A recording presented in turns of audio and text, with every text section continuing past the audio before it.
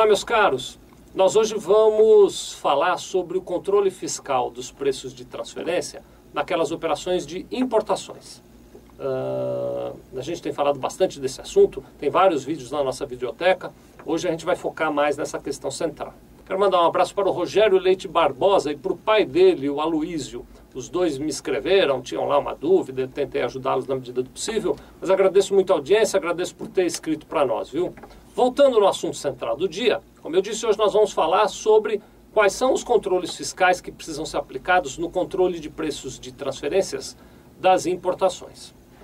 Eu, em outros vídeos, andei explicando que existe um preço parâmetro quando há importações de uma empresa brasileira que importa produtos de uma empresa que está fora do Brasil e que tenha ligações com ela.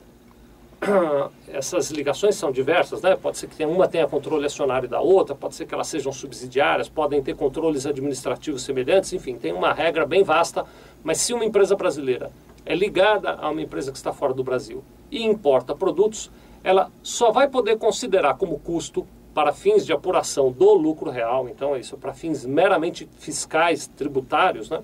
Ela só vai poder considerar como custo o preço da importação na medida em que ele se adequar às regras do preço de transferência. O preço de transferência, ele determina regras para a fixação de uma coisa chamada de preço parâmetro. Esse preço parâmetro é algo que, mais ou menos, você pode imaginar da seguinte forma. Esquece o preço efetivamente praticado nos documentos entre a empresa brasileira e a exportadora que estava lá no exterior. Esquece esse preço. Nós vamos fazer umas contas aqui. Eu já vou te explicar quais são. Se essas contas vão nos dar um número qualquer. Se o preço da importação da mercadoria for menor ou igual ao resultado desse preço parâmetro, que é essas contas que nós faremos, então eu posso usar o preço da importação. Se o preço da importação for maior do que o preço parâmetro determinado de acordo com as regras que eu já vou te contar quais são, então eu não posso usar o preço da importação. Eu vou usar como custo o preço parâmetro. Vamos ver quais são os preços parâmetros? O Felipe vai botar na tela.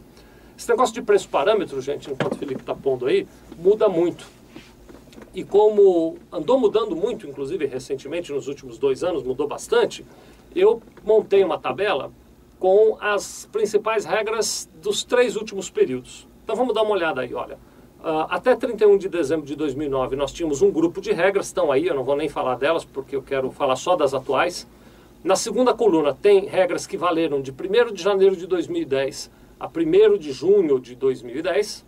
E na última tabela são as regras que estão valendo agora, na última coluna, melhor dizendo, são as regras que estão valendo agora, as regras que valem a partir de 2 de junho de 2010. Então, a determinação do preço padrão para fins de comparação com o preço da importação e, portanto, para determinação de qual será o custo considerado na hora do lucro real, eles têm 3 possibilidades. Primeira possibilidade, letra A, que está aí, é o método dos preços independentes comparados. Resumindo, o resumo do resumo do resumo, eu vou olhar quanto é que se cobra por esse produto em operações feitas por terceiros, nem pela importadora nem pela exportadora, por outros concorrentes do mercado. A segunda possibilidade de determinação, que é a nossa letra B, é o método do preço de revenda menos o lucro. Então, eu vou pegar o preço de revenda da importadora brasileira, estou resumindo o resumo do resumo, hein? Eu pego o preço de revenda da importadora brasileira, a empresa brasileira trouxe mercadorias do exterior e revendeu essas mercadorias no mercado brasileiro. Eu pego o preço de revenda, tiro o lucro e o resto eu considero como preço parâmetro. Essa é uma segunda hipótese. E a terceira hipótese, que é o método do custo de produção mais lucro.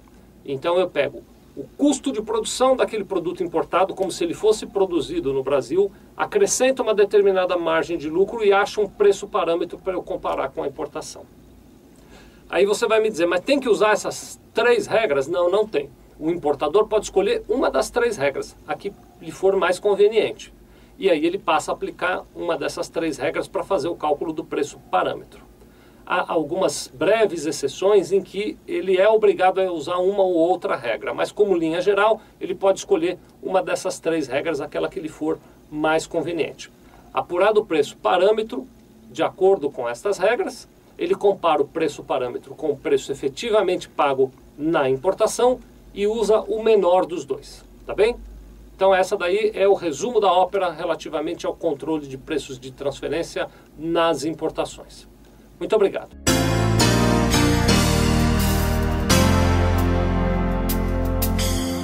Sevilha Contabilidade. Nós vendemos tranquilidade.